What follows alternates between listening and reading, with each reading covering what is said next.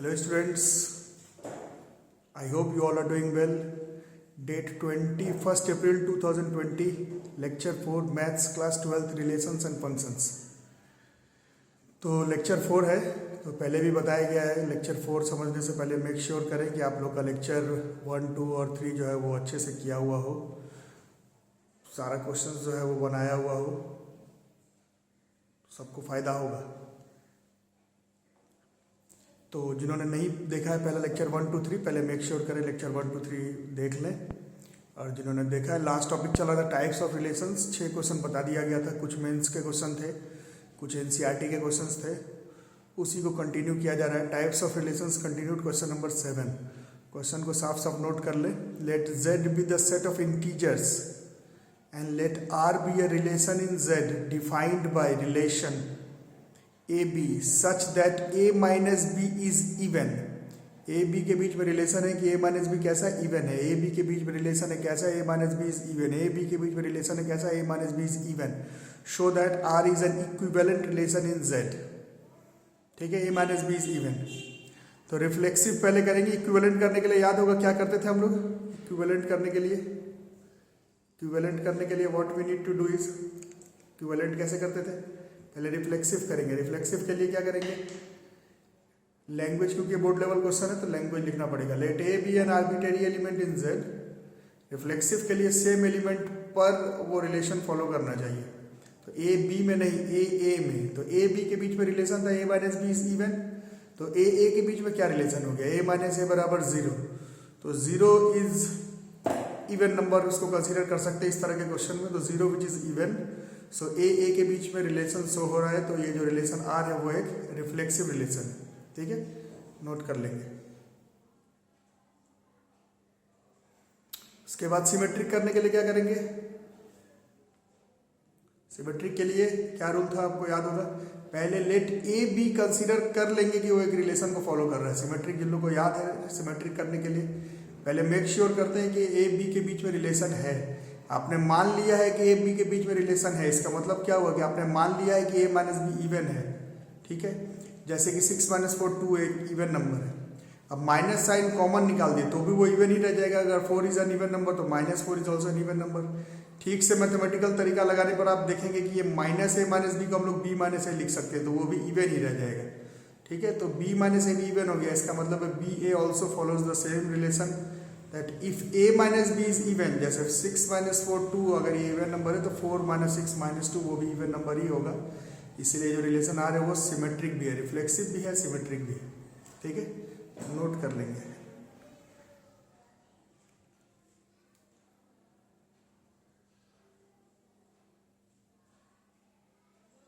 Screenshot लेकर के। ठीक है, अब ट्रांजिटिव। तो ट्रांजिटिव कैसे किया जाए। ट्रांजिटिव में याद होगा क्या रूल था। ट्रांजिटिव में what we will take 3 number, let A B C belongs to set of integers Z. अब इसमें 2 चीज मान लेना है, क्या क्या, ए बी भी रिलेशन को फॉलो कर रहा है, बी सी भी रिलेशन को फॉलो कर रहा है। ए बी रिलेशन को फॉलो कर रहा है, बी सी रिलेशन को फॉलो कर रहा है, ए बी रिलेशन को फॉलो कर रहा है, बी सी रिलेशन को फॉलो कर रहा है। इसका मतलब ए बी रिलेशन को फॉलो कर रहा है मतलब A minus B is even, और बी सी रिलेशन को फॉलो कर रहा है मतलब B minus is also an even. अब इवन में इवन जोड़ेंगे तो क्या होता है, इवन नंबर होता है। मतलब ए माइनस बी में बी माइनस सी जोड़ेंगे तो इवन ही नंबर हो, वो माइनस बी प्लस सी कट जाएगा और ए माइनस सी भी इवन आ जाएगा। इसका मतलब ए सी भी उसी रिलेशन को फॉलो कर रहा है। आप एग्जाम्पल लेकर के कर सकते हैं, जैसे ए बी रिलेशन को फॉलो कर रहा है तो 6 - 4, ठीक है, फिर 6 4 फिर 8 4, तो 2 8 के बीच में भी वही रिलेशन होगा कि वो इवन नंबर ही होगा। ठीक है, कोई भी नंबर लेकर के चेक कर सकते हैं, बट बोर्ड के एग्जामिनेशन में आपको बताया गया है कि बोर्ड के क्वेश्चंस में एग्जाम्पल लेकर के नहीं, जैसे लैंग्वेज लिखा गया वैसे करना पड़ेगा। क्लियर कट है, ये जो रिलेशन है वो एक रिफ्लेक्सिव रिलेशन भी है, सिमेट्रिक भी है, एज वेल एज ट्रांजिटिव भी है। इसके वजह से जो रिलेशन है वो एक इक्विवेलेंट रिलेशन है। एग्जाम्पल्स लेकर के आप प्रैक्टिस कर सकते हैं, बट बोर्ड के एग्जामिनेशन में एग्जाम्पल नहीं, पूरा जैसे लैंग्वेज लिखा हो वैसे लिखना पड़ेगा। ठीक है, क्लियर है, क्वेश्चन को नोट कर लेंगे। Now we can move forward to question number 8. Question number 8 देखेंगे। Question 8 क्या कहता है, नोट करें आराम से। Let n be the set of all natural numbers and let R be a relation in the set of natural number defined by A B such that A is a factor of B. A B के बीच में relation है कि A B का factor है, A B के बीच में रिलेशन है कि वो A B का फैक्टर है. प्रूफ करना R रिफ्लेक्सिव होगा, ट्रांजिटिव होगा बट सिमेट्रिक नहीं होगा. रिफ्लेक्सिव होगा, ट्रांजिटिव होगा, सिमेट्रिक नहीं होगा. रिफ्लेक्सिव होगा, ट्रांजिटिव होगा, सिमेट्रिक नहीं होगा. तो रिफ्लेक्सिव करने के लिए क्या करते हैं? सेम एलिमेंट पे चेक करते हैं. A is a factor of B, तो क्या A is a factor of A? क्या 4 इज अ फैक्टर ऑफ 4? क्या 6 इज अ फैक्टर ऑफ 6? क्या 5 इज अ फैक्टर ऑफ 5? क्या 8 is a factor of 8? Yes, so this relation is a reflexive relation. Transitive कैसे करते हैं? Transitive करने का क्या तरीका है? 3 नंबर लेते हैं A B C. A B भी उस रिलेशन को फॉलो करना चाहिए, B C भी उस रिलेशन को फॉलो करना चाहिए. ठीक है, रिलेशन को फॉलो करना चाहिए. तो यहां पर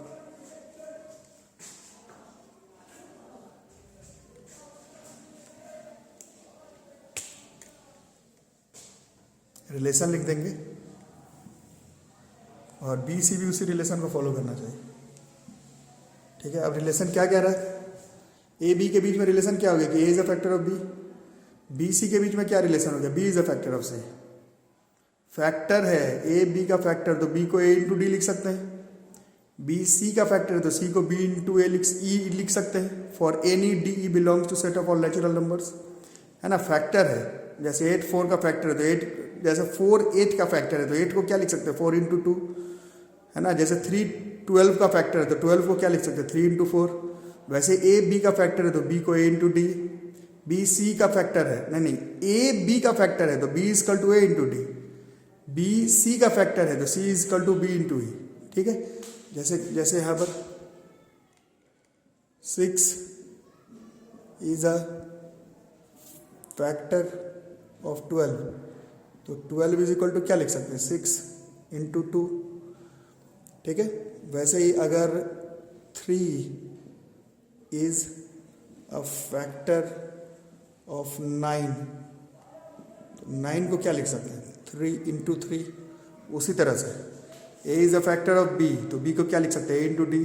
b is a factor of c, तो c को क्या लिख सकते हैं? b इंटू ई. डी ई कोई भी नेचुरल नंबर को बिलोंग, फैक्टर है तो नेचुरल नंबर को बिलोंग करना चाहिए. ठीक है, यहाँ तक हो गया. तो अब सी को देखें, सी बराबर बी इंटू ए था तो सी को हम लोग जानबूझ के A D into C by A D लिख सकते हैं. ए डी कट जाएगा, सी का सी आ जाएगा. क्यों लिखा है ऐसे? ए डी के जगह ए डी सी और ए डी के जगह पर फिर से देखो बी आ गया. ठीक है, उसके बाद फिर सी बाई ई के जगह पर ई आ गया तो C is equal to A D into E हो गया. सी को फिर A into D into E लिख सकते हैं. तो अगर सी को अगर आप ए इंटू एक नेचुरल नंबर कर दे तो इससे हम लोग क्लियर कट कर सकते हैं कि A is a factor of सी. इसका मतलब है ए सी भी उसी रिलेशन को फॉलो कर रहा है. ठीक है, तो ये जो है वो ट्रांजिटिव रिलेशन हो जाएगा. समझने के लिए जो लोग नहीं समझ पाए, देखो 2 4 का रिलेशन है और 4 12 का रिलेशन है. कैसा रिलेशन कि वो उसका फैक्टर है. 2 4 के बीच में रिलेशन है कि 2 इज अ फैक्टर ऑफ 4. 4 12 के बीच में रिलेशन है कि 4 इज अ फैक्टर ऑफ 12. तो क्लियर कट है कि 2 और 12 के बीच में भी वो रिलेशन है कि 2 इज अ फैक्टर ऑफ 12. ठीक है, समझ में आ रहा है. जैसे 3 is a factor of 12, 12 is a factor of 36. अगर ऐसा है तो क्लियर कट हम लोग कह सकते हैं कि 3 इज अ फैक्टर ऑफ 36, मतलब 3 और 36 के बीच में भी वही रिलेशन है. तो ये जो रिलेशन क्वेश्चन में दिया हुआ है, this relation is reflexive as well as transitive. अब देखो बोर्ड के एग्जामिनेशन में, जेई में तो पहले भी बताया गया एग्जाम्पल लिख करके कर सकते हैं. बोर्ड के एग्जामिनेशन में भी जहां पर लिखा हुआ रहे कि चलो फलाना रिफ्लेक्सिव है, ट्रांजिटिव है, बट नॉट सिमेट्रिक, क्वेश्चन में लिखा हुआ नॉट सिमेट्रिक है, तो वो आप एग्जाम्पल लेकर के कर सकते हैं. नॉट सिमेट्रिक, नॉट सिमेट्रिक बोला गया तो एग्जाम्पल लेके कर लो. 2 6 के बीच में एक रिलेशन है क्या कि 2 is a factor of 6, but 6 2 के बीच में ऐसा रिलेशन है क्या? 6 2 का फैक्टर है तो नहीं है. 2 6 का फैक्टर है बट 6 2 का फैक्टर नहीं है. ए बी के बीच में रिलेशन है बट जरूरी नहीं है कि बी ए के बीच में भी वही रिलेशन है. इसका मतलब है ये रिलेशन जो है वो सिमेट्रिक नहीं है. So this relation that is mentioned in your book is reflexive transitive but not symmetric. Question को नोट कर लेंगे. रिफ्लेक्सिव है, ट्रांजिटिव है, बट नॉट सिमेट्रिक है. जो लोग रेगुलर क्लास करो उन लोगों को मालूम होगा. हो सकता है 50 करोड़ आप एग्जाम्पल देते सिमेट्रिक होने का, बट एक भी ऐसा एग्जाम्पल हो जाए जो नॉट सिमेट्रिक का हो तो वो relation throughout not symmetric ही कहलाएगा. ठीक है, इसको ख्याल रखिएगा. Next question, question number 9, AITPLE 2006. So very good question, आते रहता है एग्जाम में. इसको देखें. Let W denotes the words in the English dictionary. और रिलेशन क्या है? X Y दोनों बिलोंग करना चाहिए W बाई W. और रिलेशन ये है कि वो जो वर्ड है X और Y उसमें एक लेटर कॉमन होना चाहिए.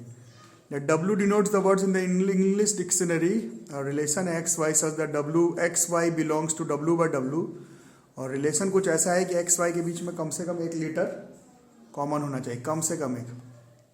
तो रिलेशन के बारे में है क्या नहीं है वो बताना है, ठीक है। तो सॉल्यूशन देखते हैं, खुद से भी सॉल्व कर सकते हैं। जैसे एक्स वाई, रिफ्लेक्सिव के लिए एक्स वाई नहीं एक्स एक्स, मतलब दोनों सेम वर्ड। जैसे मैंने लिया सन सन, तो उसमें एक वर्ड क्या, अगर सेम ही वर्ड लेंगे तो जितना वर्ड है सब कॉमन हो जाएगा। एक भी कॉमन होने पर वो जो रिलेशन है, that relation will be reflexive. तो रिफ्लेक्सिव तो ये है। सिमेट्रिक होने के लिए पहले एक्स वाई के बीच में रिलेशन होना चाहिए। तो ऐसा 2 वर्ड ले लो इंग्लिश डिक्शनरी में जिसमें कम से कम एक वर्ड कॉमन हो। जैसे मैंने सन और डॉन लिया, सन और डॉन दोनों में 2 वर्ड कॉमन है। उल्टा करके देखो, डॉन और सन, उसमें भी वही रिलेशन निकल के आएगा कि उसमें जितने भी लेटर्स कॉमन थे वो अभी भी कॉमन ही रह जाएंगे। इसका मतलब है जो रिलेशन आ रहे हैं वो सिमेट्रिक भी होगा। इट्स एन ईजी क्वेश्चन, थोड़ा लैंग्वेज समझने में दिक्कत होता है। सेम वर्ड लेंगे, रिफ्लेक्सिव होगा, वर्ड्स का ऑर्डर बदल दो, बट रिफ्लेक्सिव तो हो गया। सिमेट्रिक के लिए पहले एक कॉमन होना चाहिए। जैसे सन और डॉन में 2 वर्ड कॉमन है, तो फिर डॉन और सन करेंगे तो फिर 2 वर्ड कॉमन है, तो ये सिमेट्रिक है। तो ईजी लग रहा होगा। अब बट ट्रांजिटिव को ध्यान से देखें। ट्रांजिटिव के लिए 3 वर्ड एक्स वाई और वाई जेड। समझने के लिए एक्स वर्ड को दिल्ली ले लेते हैं, वाई को द्वारका, जेड को पटना। तो एक्स वाई के बीच में एक रिलेशन होना चाहिए, कंपलसरी है। तो दिल्ली द्वारका में है डी कॉमन। उसी तरह से वाई जेड के बीच में वो रिलेशन फॉलो होना चाहिए। तो द्वारका और पटना में ए कॉमन, ठीक है। तो एक्स वाई के बीच में रिलेशन है, वाई जेड के बीच में भी रिलेशन है। बट अब एक्स और जेड के बीच में देखो दिल्ली और पटना को, तो आप देखेंगे कि दिल्ली और पटना में जरूरी नहीं है, एक भी वर्ड कॉमन नहीं निकल रहा है। आप ऐसा हजारों एग्जाम्पल लिख सकते हैं जिसमें एक्स वाई के बीच में रिलेशन हो, वाई जेड के बीच में रिलेशन हो, फिर एक्स जेड के बीच में भी रिलेशन होगा। बट ये जो एग्जाम्पल मैंने लिखा है, ऐसा आप भी बहुत सारे एग्जाम्पल सोच सकते हैं जहाँ पर एक्स वाई के बीच में रिलेशन है, 1 लेटर कॉमन। वाई जेड के बीच में रिलेशन है, कम से कम 1 लेटर कॉमन, शायद 2 लेटर है द्वारका और पटना में। बट आप देखें एक्स और जेड, दिल्ली और पटना में कोई लेटर कॉमन नहीं है। तो आर रिफ्लेक्सिव है, सिमेट्रिक है, बट ज़रूरी नहीं और ट्रांजिटिव है। और ऐसा एक भी एग्जाम्पल पता चल गया जिसमें ट्रांजिटिव नहीं है, then it will be not transitive. तो ऑप्शन के हिसाब से सिमेट्रिक है, रिफ्लेक्सिव है, नॉट ट्रांजिटिव। ऑप्शन को लिख लेंगे, स्क्रीनशॉट ले सकते हैं।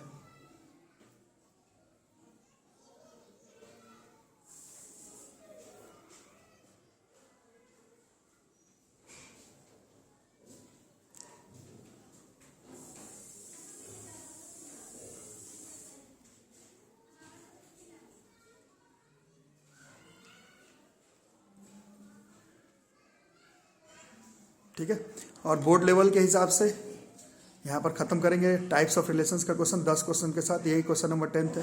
It's a very important question. आप लोग पहले क्वेश्चन को नोट कर लेंगे अच्छे से। This is board 2014, board 2016 NCERT book का एक्सरसाइज का क्वेश्चन है, an important question.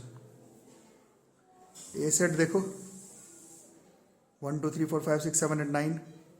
Are B A relation in A by A defined by, अब 2 ऑर्डर्ड पेयर वाला रिलेशन, इसीलिए थोड़ा नया टाइप का है। A B relation C D, अभी तक ए बी के बीच में रिलेशन बना रहे थे, सी डी के बीच में बना रहे थे। अब A B relation C D है, और रिलेशन कैसा है कि A plus D is equal to B plus C. अब प्रूफ करना है कि वो जो रिलेशन है वो इक्विवेलेंट रिलेशन है। Also obtain the equivalent class determined by 2 5। It's an important question, 2 बार आ चुका है बोर्ड के एग्जाम में। आपके प्री बोर्ड वगैरह यूनिट टेस्ट हाफरली में क्वेश्चन सबसे ज़्यादा बार रिपीटेड है। इसको भी हम लोग देखेंगे। क्वेश्चन को नोट कर लें, स्क्रीनशॉट ले लें। क्वेश्चन तो बुक का ही है। तो रिफ्लेक्सिव तो आसान है। रिफ्लेक्सिव के लिए same word, A B C D के साथ नहीं, ए बी का ए बी के साथ, ए बी का सी डी के साथ नहीं, ए बी का ए बी के साथ। तो ए बी का रिलेशन ए बी के साथ is A plus B is equal to B plus है। तो ए बी का रिलेशन ए बी के साथ। रिलेशन क्या था ए बी सी डी के बीच में कि ए प्लस डी जो है वो बी प्लस सी के बराबर होना चाहिए, बट ए बी ही लिया तो ए प्लस बी जो है वो बी प्लस है। Same ordered A B pair के लिए ये रिलेशन रिफ्लेक्सिव है। ए प्लस डी बराबर बी प्लस सी होना चाहिए। हमने सिर्फ ए बी का लिया, तो ए बी का ए बी के साथ ए प्लस बी बराबर बी प्लस है। A B relation is reflexive. Symmetric ध्यान से देखेंगे। सिमेट्रिक के लिए एक होना चाहिए, मतलब आपको मानना है कि ए बी और सी डी के बीच में रिलेशन है। इसका मतलब है आप कह रहे हैं कि ए प्लस डी बराबर बी प्लस सी। ठीक है, ये मान के चलना है। सिमेट्रिक के लिए एक माना जाता है ए बी का रिलेशन सी डी के साथ, और रिलेशन क्वेश्चन में दिया हुआ है कि ए प्लस डी बराबर बी प्लस सी। ठीक है, अब देखो बी प्लस सी को उल्टा करके सी प्लस बी लिख लिए और डी प्लस डी को डी प्लस ए लिख सकते हैं। बी प्लस सी के जगह पर सी प्लस बी,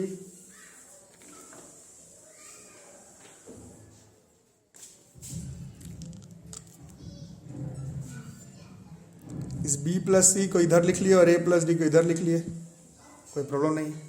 बट ऐसा लिखने पर फायदा क्या हो गया, देखो अब रिलेशन सी और डी के बीच में C D A B, question में क्या बोल रहा था देखो ए बी सी डी मतलब ए प्लस डी मतलब ए प्लस डी ये बी प्लस सी के बराबर, तो मेरा भी हो गया सी डी बी ए या फिर ए बी, सो रिलेशन जो है वो सिमेट्रिक। क्लियर है?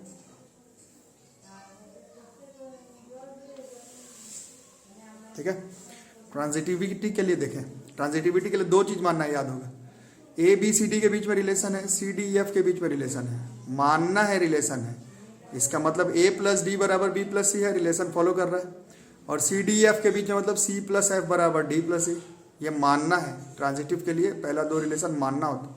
अब इक्वेशन 1 और 2 को ऐड कर दो, मैथ का सिंपल सा रूल है, A plus D plus C plus F that is B plus C plus D plus C. ध्यान से देखोगे तो डी प्लस सी कट जाएगा और आ जाएगा ए प्लस एफ बराबर बी प्लस सी। इसको जैसे बताया गया था लेते हो, रिलेशन किसके किसके बीच में हो जाना है, ए और बी के बीच में और एफ और ई के बीच में, क्वेश्चन के हिसाब से। ठीक है,